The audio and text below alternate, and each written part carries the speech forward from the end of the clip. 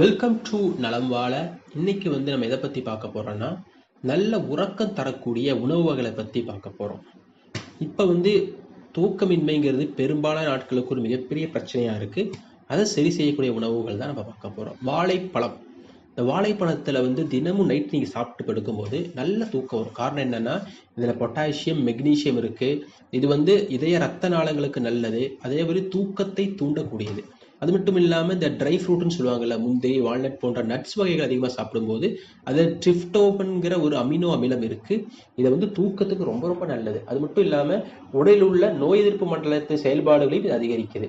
அது மாதிரி தான் இதுவும். அதாவது செர்ரி பழம் இருக்கு இல்லைங்க, செர்ரி பழமும் ரொம்ப நல்லது. ஏன்னா நம்ம உடம்புல ஒரு உயிரியல் கடிகாரம்னு ஒரு கடிகாரம் இருக்கு. அதுதான் நம்ம தூக்கத்தை சரிப்படுத்துறது, அதோடைய ஆரோக்கியத்தை மேம்படுத்துறதுல செர்ரி பழம் ஒரு முக்கிய பங்கு வகிக்குது. அதே மாதிரி ஒமேகா 3, ஒமேகா 6, அப்புறம் விட்டமின் B6 ஆகிய சத்துக்கள் உள்ள மத்தி, சூறை போன்ற மீன்களை நீங்க சேர்த்துக்கணும்.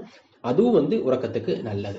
நான் சொன்ன செய்தி உங்களுக்கு பிடிச்சிருந்தா லைக் பண்ணுங்க, ஷேர் பண்ணுங்க. மறக்காம இந்த சேனலை சப்ஸ்கிரைப் பண்ணுங்க, பெல் ஐக்கானை கிளிக் பண்ணுங்க.